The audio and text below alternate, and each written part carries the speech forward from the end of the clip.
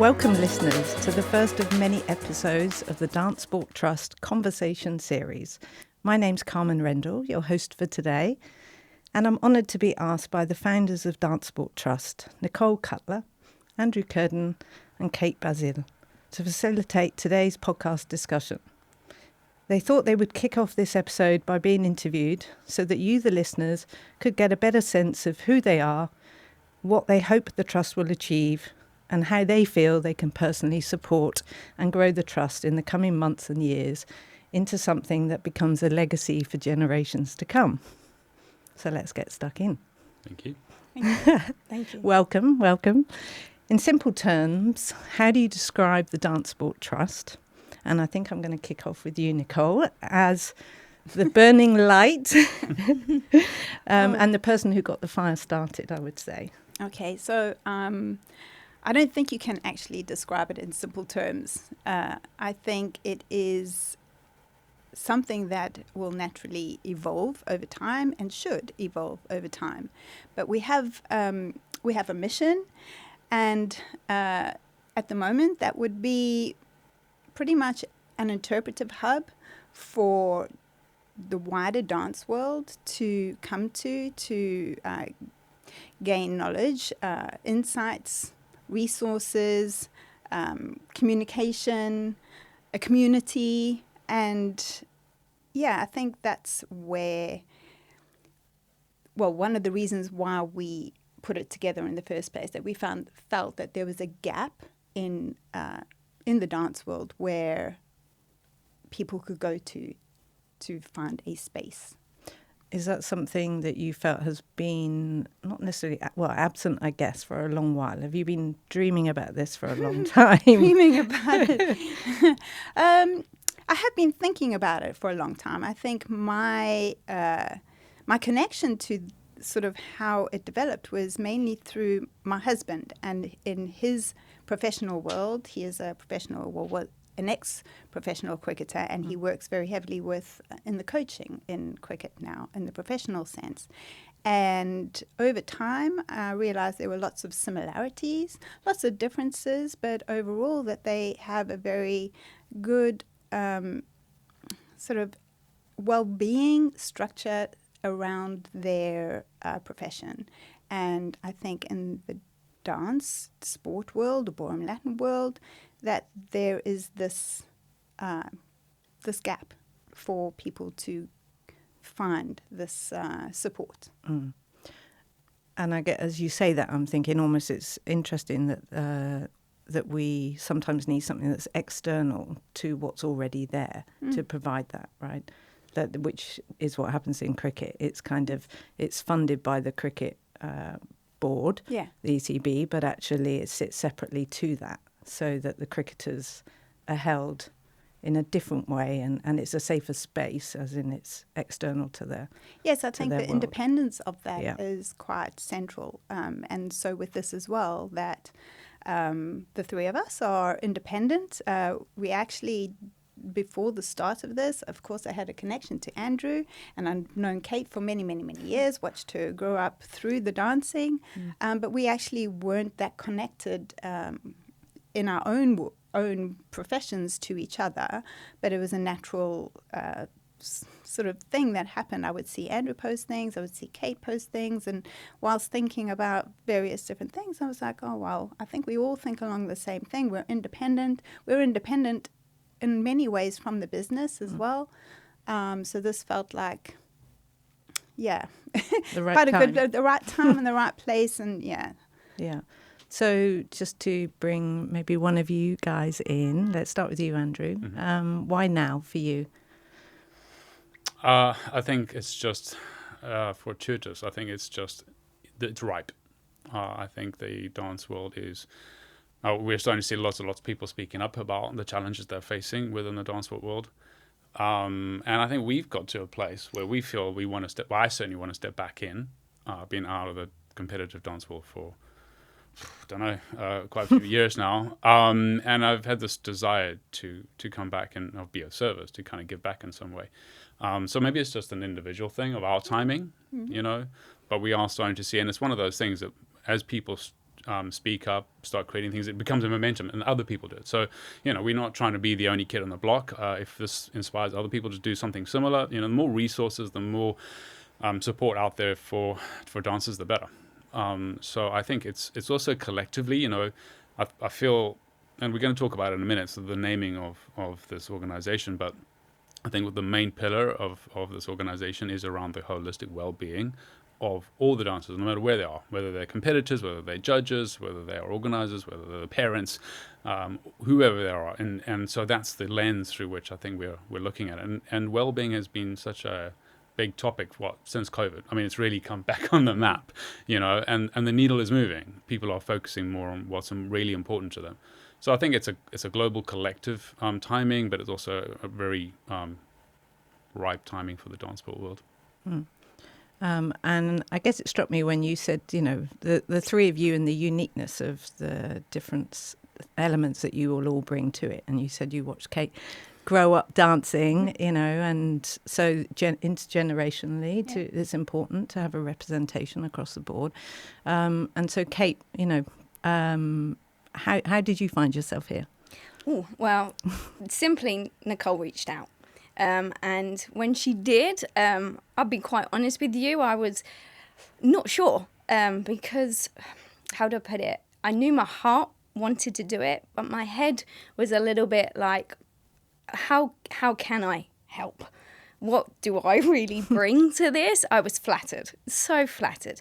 And then I actually messaged you back quite quickly, so gut must have been there. But I think for me, I have been in the dance industry all my life, but I've stepped back out and I've stepped back in. And it's stepping back out that has given me a great perspective, I think, on things. I have studied outside of the dance world, and I think that's probably why Nicole got in touch as well, because I do bring a different perspective with this. And you mentioned timing, and I do think there is how the past decade, since when I was dancing and you watched me, Nicole, and I think even for you both, I thought it was changing when I was an amateur, but this past decade is changing very rapidly, our industry. And I do think the key aspect of all this is, where do we turn to for support? Where do we turn to for, and I'm not talking about support as, I need to talk to someone. I mean science-backed support, genuine sourced information that actually is going to have an impact and help. Because I do think, just looking back on our industry, that it's changing so much. And if I think about me as a competitor now, even my mum, I don't know how we'd navigate this. I really don't. And I've got to be open-minded, because I'm thinking of it from my point of view. I don't know how the dancers feel right now, but I think I kind of do, because I teach them as well. But yeah. Do you mean by that it felt easier in your day? Do you think there were places to go? Or I don't want to look back and say, it was better back when I was dancing, because every era had its challenges. But I think it's just changing so fast now. Many influences, many factors that are going on. We can't ignore that COVID happened. We can't ignore that social media is just there all the time. I don't, again, this isn't about comparing, this was good back then, this is not. But for me, it's just so rapid, the change. And I think people, I don't want to put words in people's mouth, but I think we can get a little bit lost, and it's quite hard to navigate all the demands at this present time that we've got with our industry. Which I guess is as we see in the world, right? Everything's being written as we move through it and into it. The world of AI has opened up a universe of a world that we don't even know what's going to happen, and we're having to be agile and responsive to it. Can I of course. add to that as well? It's brilliant what Kate said, and I totally agree with that. But I think it's quite interesting that the more the world opens up and everything is available to us, information-wise, supposedly connection-wise, all that, the more further apart we seem to be in terms of connecting, like really with each other in a community sort of sense. Like there's this group, there's that group, there's this person, there's that, this organization, that organization.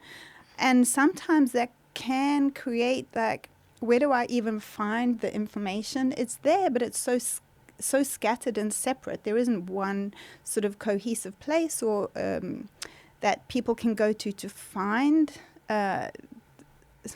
joined up thinking, or not even joined up thinking, but just more information that is relative to them.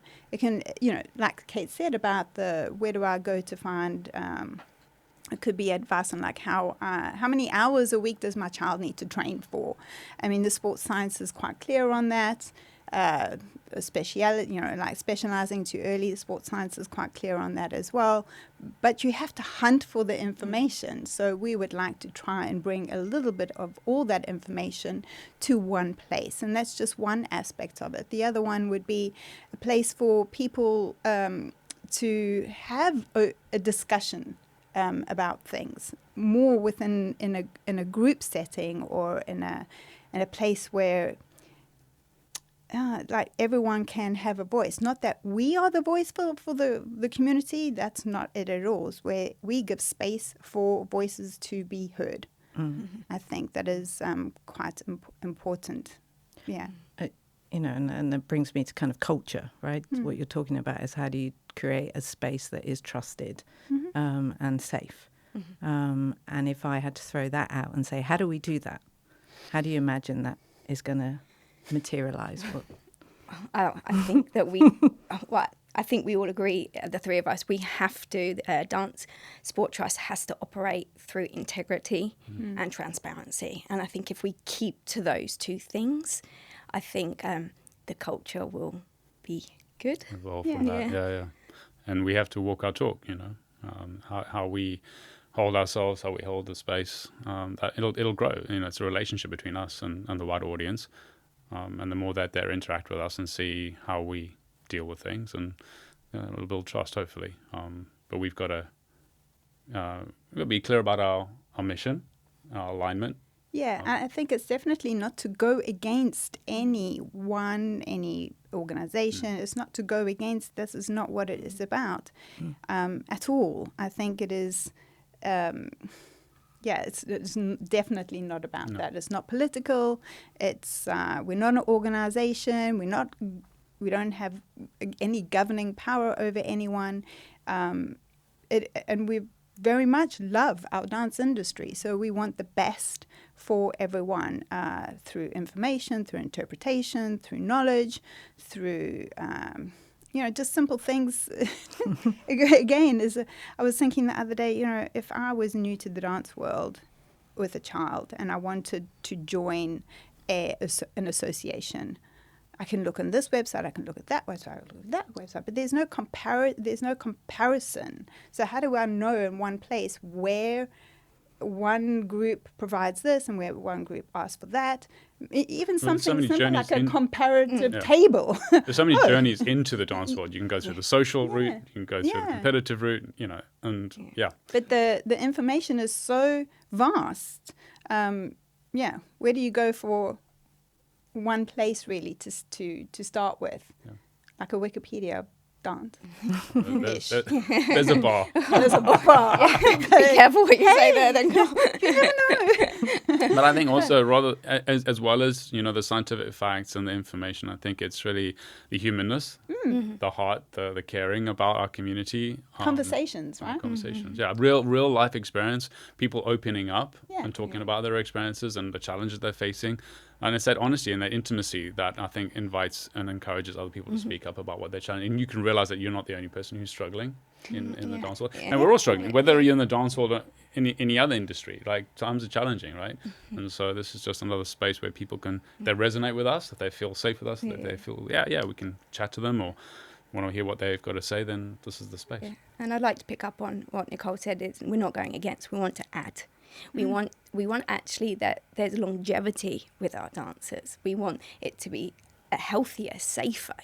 This is about increasing, probably a big goal here, but in participation. We want actually the dance world, our dance world, to have longevity, to actually thrive. This is, nothing about going against. No. And also, sorry, Kate, and also inclusivity. Yeah. You know, it's about unity, bringing people together, and appreciating. And this is maybe even drawing in from other dance and competitive art forms, because that's what we are. We're a competitive art form, and that's a challenging space to be in. So how can we learn from other competitive art forms, how they're dealing with the stresses of that? You know, so it's about unity, integration, alignment. I know these are kind of weird words sometimes, but you know, they're really important to me about how can we learn from our differences and find our commonality so we can be stronger together. Yeah.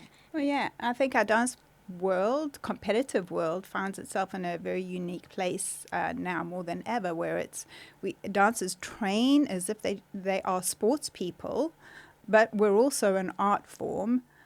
But this is where we kind of always fall through the gap. You know, where is the knowledge? Where is the information? Where is the advice? Where is the guidance on a sporting term? Well, there's plenty out there we can take from all sports, especially the artistic sports. You know, gymnastics or ballet or ice skating or synchronized swimming, or they call it artistic swimming nowadays. But you know, there's so much that we can bring into our world to help with the sporting side of it, and then as well as what you said on the art side, there is so much on the other side, on the arts world and theatre and ballet and, you know, any of those genres that we can also cross-reference in a way to help our dancers in the competitive side of things. But there's also the non-competitive side, the social side that, you know, it's so beneficial on so many levels on a social aspect. You know, it could be emotional, physical, connecting with people socially. I think the pro-am world is bridging the social competitive color, because I think, you know, the amateur of the pros generally come from a social background sometimes, and they'll probably spend more time in the social scene sometimes. And so there is, you know, we can't exclude any aspect of the dance world in this. No, it's all one cohesive space. So on that point, you know, the DanceSport Trust is a non-profit organisation. You're aiming to become a charity in the future. And as always, the naming is important. And I know that you've been through a bit of a journey around even just landing with this name. Would anyone love to expand on what that's been like, right? Because even, you know, we land here today and you have your mission and you have a starting point, but there's a lot that's gone on behind the scenes to get here, right? Yeah, and a lot has gone on behind the scenes. This isn't something that we thought of last week, had a meeting and we're sat here today. We've had so many meetings, sleepless nights for me, definitely. We've gone back and forth with a lot of things. We've churned things over a lot. But the actual name... Can I throw it to you, Nicole? Because I came into a meeting one day and she's like, right, I've changed the name. No, I've changed the name, but I think we should change the name. There we again. When everything was settled. Yes. And I threw a little bomb into the meeting. Well, I think it started off with Dancers Trust, and then it went DanceSport Wellness Trust. And then after some thought for me, I couldn't settle on the wellness aspect of it in the name for a lot of reasons, not because we don't want it to be about wellness, but wellness, I think, or well-being is such a broad term. It encompasses not just mental health, it's a physical health, it could be around finances, it could be about information, guidance, community. So for me, it was to just put it in well-being in that sense in the name. Maybe didn't explain more that we will be all of those things. We hope to be all of those things. But DanceSport Trust, I think, is less confusing, maybe in terms of, you know, what we do. Just more clear. Well, if I can add, you know, obviously, you know, Carmen and I, we're obviously in the wellbeing industry. That's our other business. You know, and even within the wellbeing business, wellness and wellbeing is a word that's become so meaningless. And also it can bring up negative connotations. Yes. And, you know, we don't want to be kind of pigeonholed into that sort of well-being space. We're so much more than that. And it's really more about the dance sport. And wellness is obviously going to be a massive part of it. It's kind of the lens through which we look at everything. but we felt if we kept it in the name, it wouldn't do it justice. So No.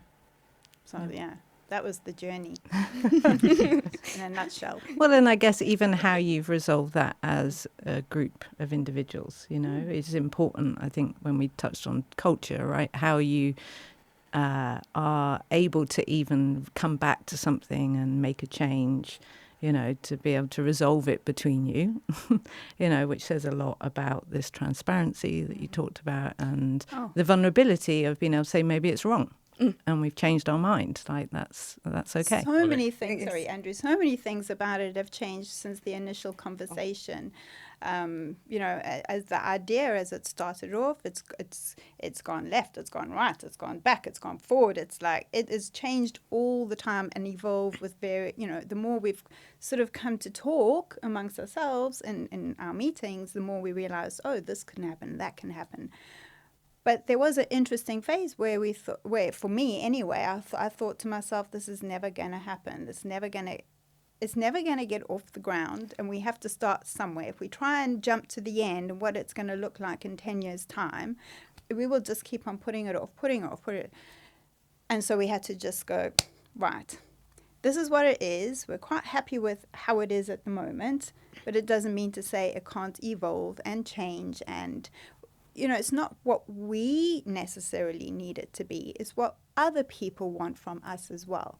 And I think that is really the important thing, that we listen and we stay curious. Stay curious, yes, stay open. Someone might come to us and say, can you have a conversation about this or a discussion about that? Or can you put some information on the website about this because I've been trying to find it and I can't. And so it's like hearing from the community all the time and being open to that information. Yeah. And also, we're going to encourage people to come forward with their stories, their information, their study, and so it's going to be a community, a collaborative project. And I also think it's worth mentioning about Tommy maybe. And, yes, we've had some advisors along the way and people championing us. And you've got a closer connection with Tommy, I guess. Yeah, so initially, the idea of this first started with a post that Tommy Shaughnessy had posted on social media, and had it was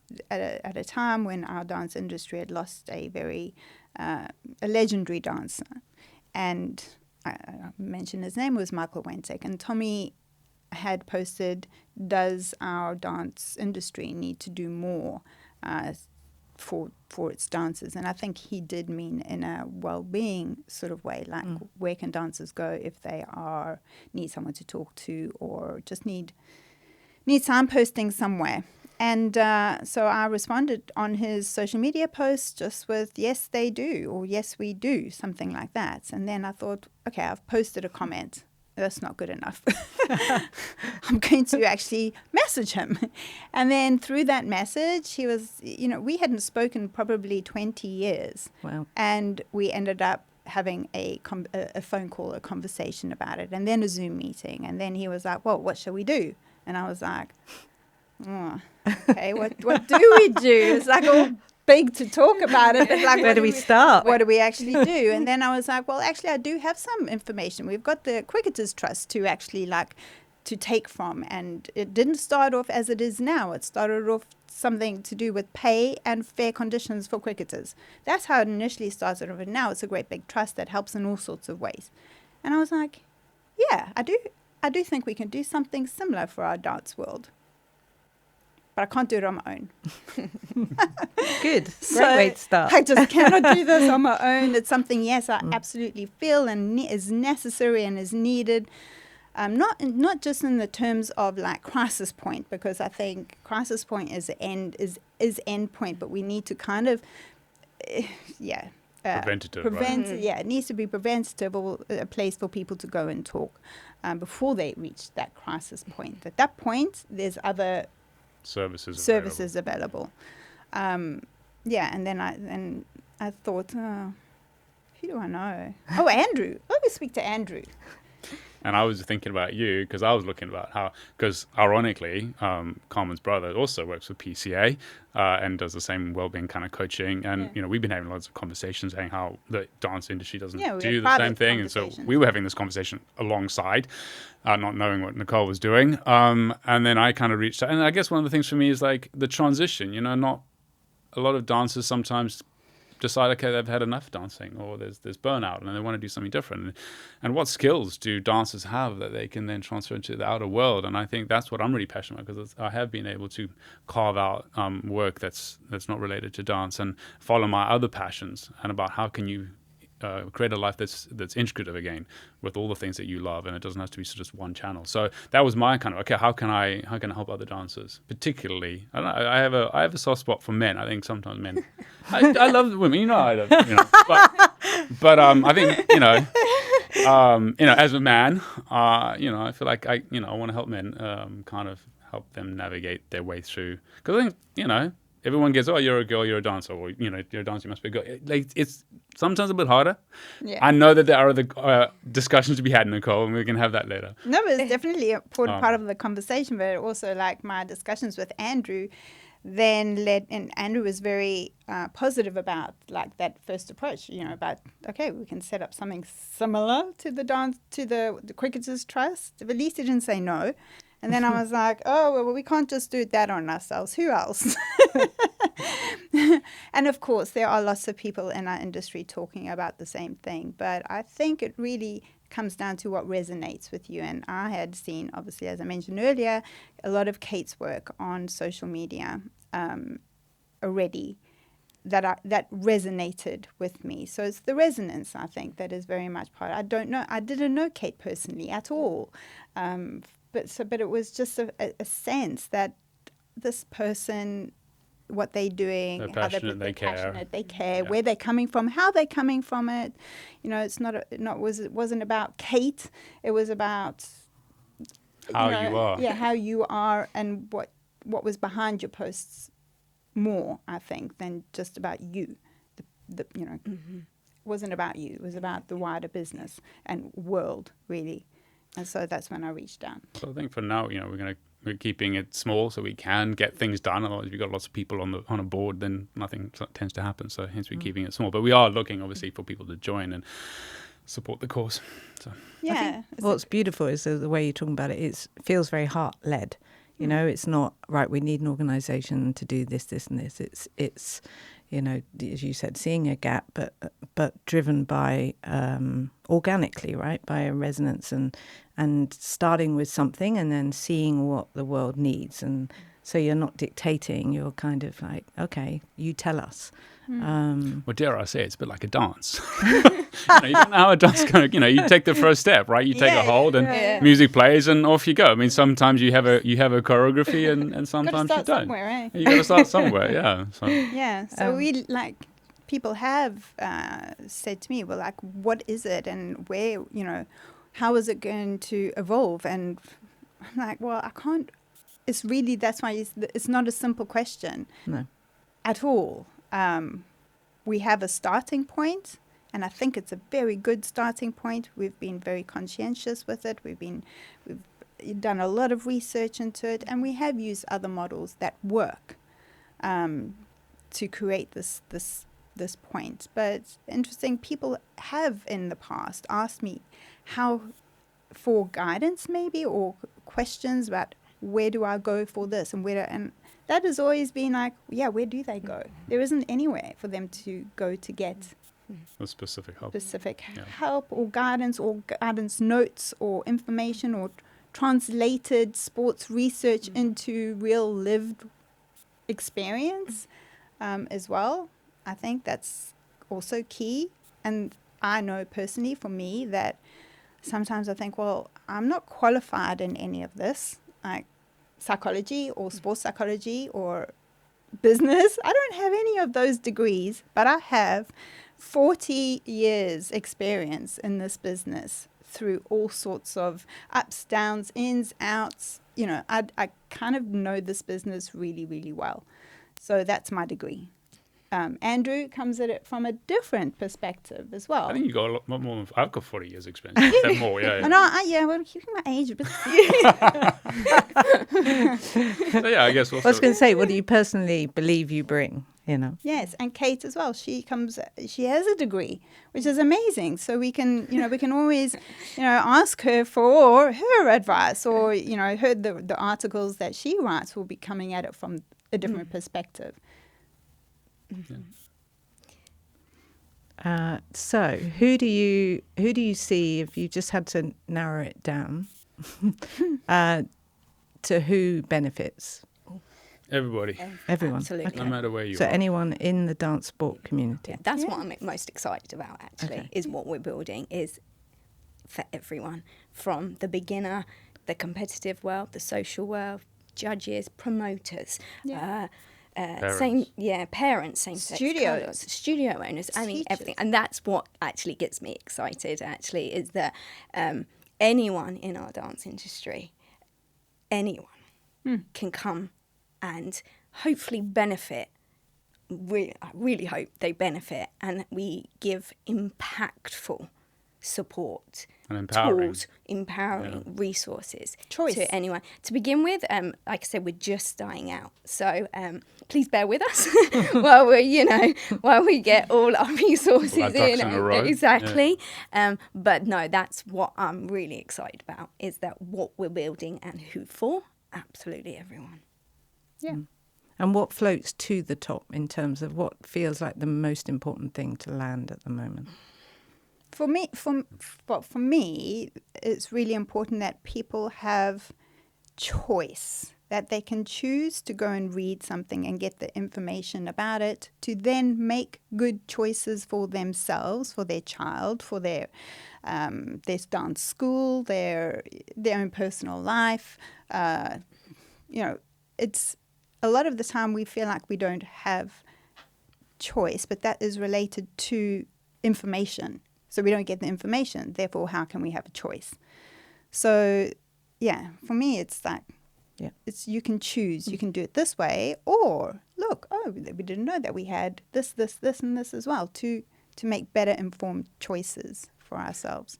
But I think also, Nicole, maybe for you particularly, like it's the young generation, it's the next generation that are coming through, that we don't pass down the faults of our fathers, of the past generations, that we give them as Nicole was saying, more choice. But I think it's the next generation that really are the most vulnerable and the most we can help them, but also the older generation. But there's no one sector that we feel No. And I think also just because a lot of what we have in the dance world is inherited from previous generations. And it's not to say that everything that they did or those inherited things are bad, because every generation just does what it knows. to the best of their knowledge. Yeah, 100%. And the world has changed so much, technology-wise, especially in the last 20 years. But we have to keep moving forward with that as well, providing, more information, providing, being a little bit careful with, trying to just do it one way because that's the way it's always been done. I think that is no longer, it doesn't float. People are quite resistant to that idea as well. So it is always trying to remain open. I think it's a line towards dance. It's like the value of tradition and structure and all that stuff, as well as evolving. I think that's always the dance. Yeah, and I think we can have that dance, that partnership, and I think it's very important. There are so many things, valuable things, from the past as well. It's not to get rid of that at all. I think it is to find a way to speak a more modern language. But also to understand the underlying values of our culture, the transparency, the honesty, hopefully the kindness and compassion towards dancers and people. That for me is where I'm most passionate about, the values that underlie a culture, and how can we amplify those values and bring them to the fore. What are you learning about yourselves in this process? How frustrated I am. Technology is not my friend. Yeah. I think and to ask for help maybe as well. And to ask for help, Yeah. yes. You don't have to do it all on your own. You can delegate. And Kate did a very good example of that very early on, because the question came to her and she went, Nicole, I'm passing it to you. So, you don't have to do it all, and delegation and feeding off other people's ideas is really important. I have a tendency to always want to make sure it's all done in the right way, so I can be quite cut off an idea because it maybe doesn't fit right now. But then after a while, I come to to think about it. But I always have to find a way to make sure that it is governance led and well led from that point of view. I think. To make sure that everyone is taken care of in the right way. But ideas need to flow freely. Nobody, we shouldn't be afraid to speak our minds or to come up with ideas. There's a great saying that I came across a while ago, and it's something, I think it's Einstein. He says, you can't solve a problem with the same consciousness that created it. So we have to learn to think outside the box. How do we, let our future imaginings define our present rather than the past kind of stuff? It's like, how can we, create something amazing, so. Oh, what have I learned about myself? Yeah, thank you. Thanks, Kate. It's my therapeutic question. Actually, I'm surprised how passionate I've been about this. It must have been bubbling inside me all along. So thank you, Nicole. You're welcome. It's an odd one to say, because dance has been the most consistent thing in my whole life. If I think of it from the age of 7, whatever I've done, I said I stepped away from the competitive world, but I was still dancing. Everything I've done is always dance. So have I been angry with dance? Yes. Have I been frustrated with dance? Yes. But the passion, I've realised, is there. I'm just using it in a different way now. I'm in a different role now, even with mine, having a studio. But yeah, I've learnt that actually I'm still quite passionate about this. So, Are you the same as me? You don't buy shoes or clothes. I always go, can I dance in these? Even if they're normal, could I dance in these? If I can't, no, I'm not going to buy them. Sometimes. But yeah, that I don't know why that has surprised me, but it has. Yeah, nice. Cool. That's really good, isn't it? That even after all these years, for all of us, that we still very much hold a love and a passion for our dance world. Good, bad, all those things, that there is something really strong still inside of it. Yes. And it is what we do, it's amazing. It's beautiful. It has so many benefits. Everything about it is beneficial, physical, in the right mental, everything. Yeah, in terms of and community and friendships, and even for me, I know when I first came to this country, the people that I met then, I'm still friends with now, and probably will still be in another, hopefully 20 years, that we almost grow up with each other in this business. So it's it's like family. Yes, you can have fallouts and disagreements and stuff, but at the heart of it, our love for this is still there. And the different aspects, that there are so many different ways that you can be involved in the dance sport community, right? And you're opening something new as well, that others can, if they resonate with it, then they can get involved. Yeah. So how do you see it almost kickstarting? Today is obviously part of the journey. So if I was to arrive at your website, as soon as I've heard this podcast and I want to get involved, what will I be finding? Well, there's quite a lot of information on the website already. Of course, there can be more and more, but it is hopefully quite clear that we're trying to build a interpretive hub of information for people to get, I don't know, is it to get answers? No, maybe it is that, to get answers for their questions, various questions. Maybe even spark other questions. Exactly. Yeah. I was there is so many topics that we can build on, that we can talk about. There's a signposting page for people to, you know, if they want to be signposted to other professional services, mental health wellbeing services. There is that. There's a conversations page, which hopefully will have a lot of guests coming to speak about various different topics. There is a space for articles that we would like to invite lots of people from our business and outside of our business to write articles for us. We cannot do it all ourselves. We don't have that capacity. Maybe we don't have that expertise, that experience. So we want to use all of that availability, whatever's in the world, to bring it in.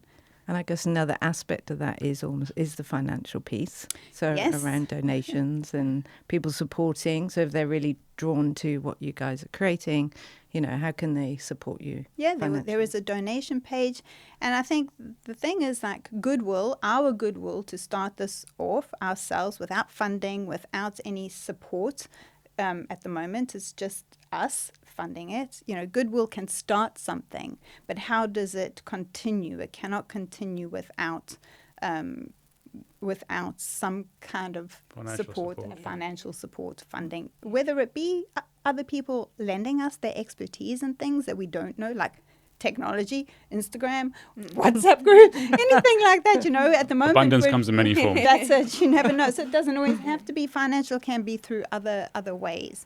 But if people wanted to donate, it would, at this moment, I think maybe people would have the question, what are we actually donating to or for? But it is actually literally to the running of the website and to the trust, the running of it. Even like booking this costs money. Everything costs money to do. Yes. And if we want to invite experts in, they need to be paid. So if we want to access that world-class information, we will have to pay people to come and have a chat with us. Yeah. You know, and it's important to, I think, talk about it openly, right? Everything needs, an energy and a river flowing through it. And part of that is, keenness, involvement and financial. Yeah. You know, and you're open to, where that happens. And hopefully in the future, if we have charitable status, which we absolutely will be working towards, so we will start going through that process very soon, that if we have charitable status and funding and things, we can then put back into the business, and we will find ways to be able to do that. But of course, that conversation can only happen. Well, it's not that it can only happen then, but we need support and a flow of So, and it's not for us at all. No. It is so that we could build DanceSport Trust. Build the structures. Yeah. That will enable a flow of everything, of information, of connection.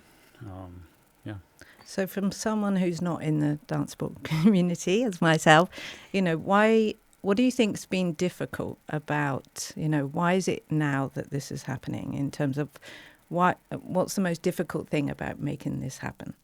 Is it, what is it? I think people, I think going back, it was kind of a bit like the previous question. We've had quite a few suicides in our industry, also quite a few people getting quite ill, and I know that happens in any walk of life. But I think there's just so many stresses within our dance world. And humans, we're slow learners. We cling to what we know. We don't generally like change. And so, like I said before, we kind of need to re-envision and empower people, that they have, like Nicole was saying, having given people a choice.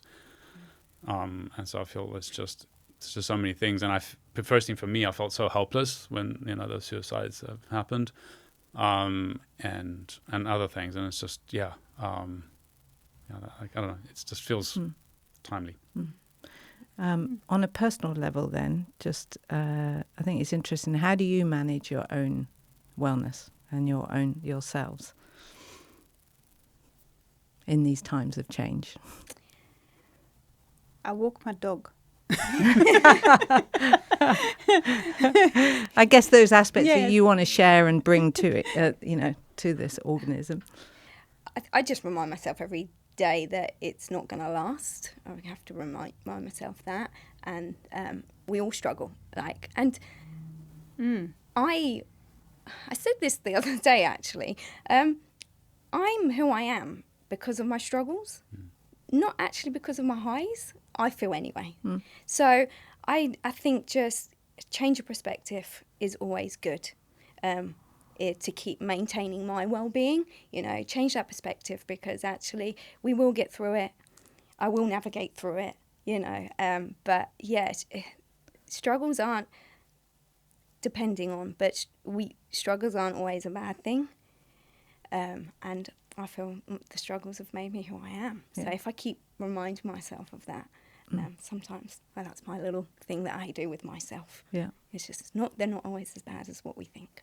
Yeah, They can be. Sorry, I didn't mean to brush that under the carpet. I don't mean it like that. But I think you come at it though from also a place where you've had this training, like your own education has helped you with that a lot. So that perspective would hugely benefit other people. And yes, we can all say things on social media and try and put this across. But, what I realized the other day, I saw something great on social media and I didn't save it and I could not find it again. It was gone. Gone into I don't know where it goes, but it goes. It did its job. For one moment I stopped the scroll and then, but then it was gone. And that for me is like the really annoying part about social media. And the really good thing would be on DanceSport Trust that we have places where you can go and find that information. It hasn't disappeared into the ether. It's there. There's a lot of information there. Like, from Kate, from your perspective with your sports psychology training, is really helpful. Same with our lived experience of things. We can give advice, of course. This is it comes from my lived experience, how I cope with things. Walking the dog is one of them. But also it's just like the more over the years I have become very interested in psychology and sports psychology and the outside world of well-being, if you like, all aspects of it, the more I am actually able to tap into things to help me cope with everyday stresses. Not always very well, I have to say, we're human. And my husband will attest to that, for sure. But actually, the more I learn, the more I realize and can realize those moments and do something about it. And I think that is what's really helpful for me. Andrew? Well, for me, I think I love breath work and meditation. And for me, those two things bring awareness to our state, to how we're feeling. And again, it gives us that agency of choice.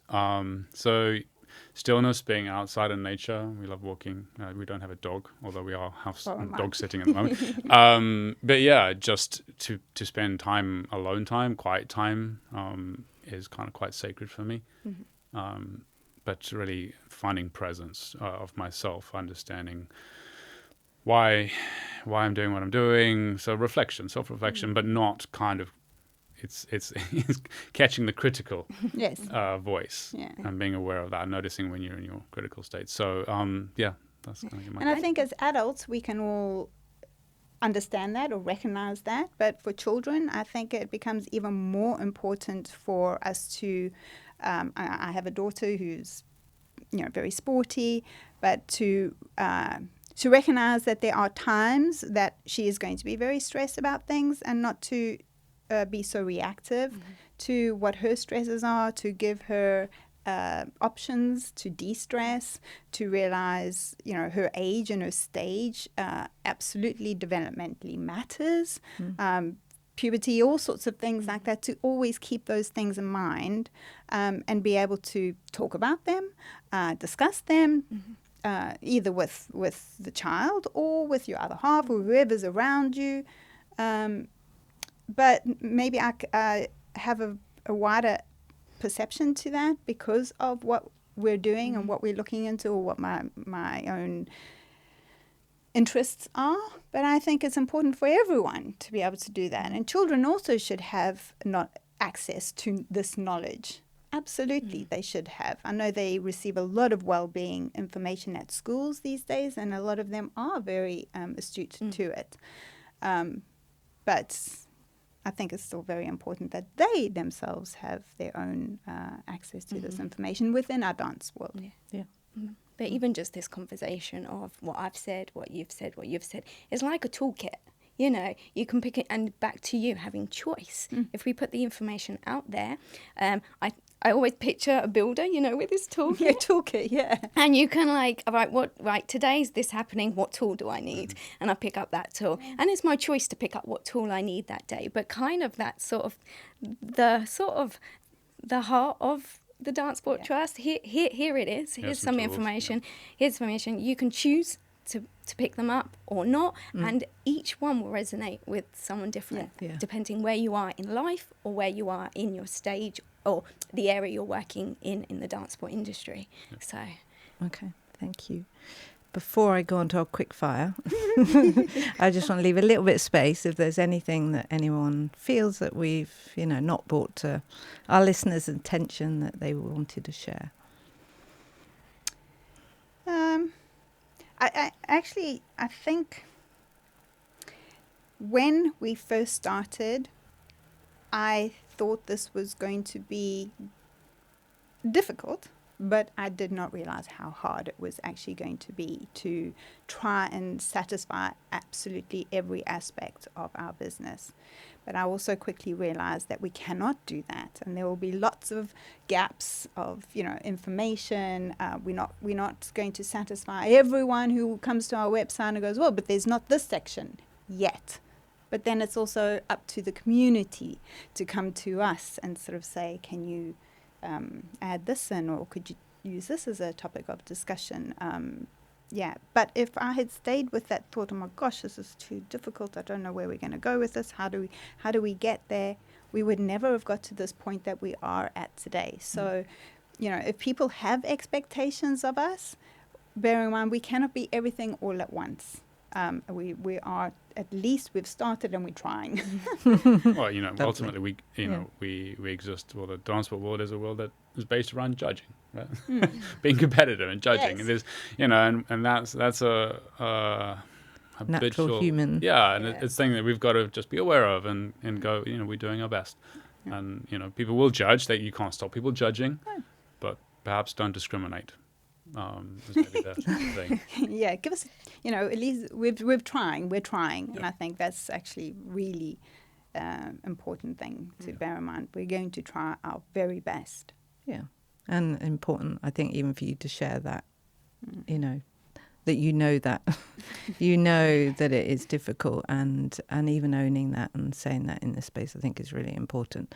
Rather than people expecting everything all at once. That's not how it works. And so that, and that you have the courage, and I think it's tremendous, that you are stepping into this with a commitment to give it a go and really stand behind the importance of why you think it's needed at the moment in the world. So I think whenever you create anything, when you create a business, it's a bit like having a baby, right? We're You can read all the books you like. I mean, exactly.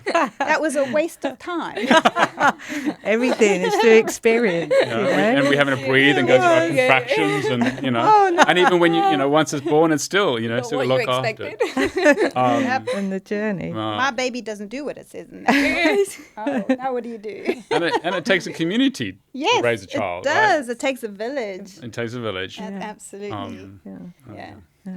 And the open door policy, I think, is really beautiful. Please come, please knock on the door. Very much please so. Just ask. It is not aligned with anyone. It is not political. It is very independent. It will always be. The independence of this is, sacred. For me, it's like top principle. So before we fully sweat, on the hottest week of the summer of 2026. So. Is that the level of our commitment, right? Yes. Yeah. We're here. You're the only one in the No podcast aircon. studio Yeah, today. The only one that was stupid enough to book today. Andrew. Gotta keep the show So, rolling. quick fire. Yeah. Just get a little bit of personality behind the names. Ballroom or Latin? I'm going to start with Kate. I could 10 dance out of Ballroom. Wow. I know. Nicole, leading or following? Oh, I like both. I think I'm 50-50. I'm being very diplomatic. Okay. Andrew, choreography or improvisation? Ooh. We're not very good at quick fire, are we? Yeah. You said that. Come on. Yeah. Okay, improvisation. I was going to say, I think you're that. Kate, competing or performing? Performing. That was quick. Nicole, I didn't write this question, but winning a title or dancing and inspiring other dancers? All dancing and inspiring other dancers. Okay, Andrew, if you were a dance, what dance would you be? Paso Doble. Do I need to ask why? I guess it can be a Or bit do it fiery. I think Paso has this beautiful range from like really powerful, kind of quite aggressive maybe, and it's got this very gentle, soft silence, you know, and it's kind of a nice mixture of everything. But yeah, it's like people ask me what's my favorite dance, and I can never answer. Whatever's good on the day. Exactly. The day, what you feel like on the day. Yeah. Kate, biggest strength as a dancer? What would Jeremy say? Oh. It's probably not repeatable. Strength. As a dancer. Strength as a dancer. Your God. quality? Quality. Technician. I was about to You're a say technician. technician. Yeah. Quality. Yeah. Nicole, most memorable dance experience? Good or bad? Just memorable. Memorable. How Don't long have you re-traumatize got? yourself. No. I don't want to traumatize. Well, Matt will actually say there was this one show we did once, and it was a rock. I don't know why we agreed to do it. A rock and roll show, right? And so we watched lots of rock and roll videos, and we literally messed up every single lift. I thought he was going to do one lift, and he thought I was going to do another, and we kept on jumping but it never developed into anything, and it was just no, not that one. And so that was the worst experience. The best experience for me actually was doing Burn the Floor. When it initially started, it was just like so different for our dance world, and it was just gave me a flavor of what it was really like to perform for people who weren't judging you. Andrew, best advice ever received? Follow your heart, but take your mind, take your brain with you. No? Do you remember where that came from? A friend. Okay.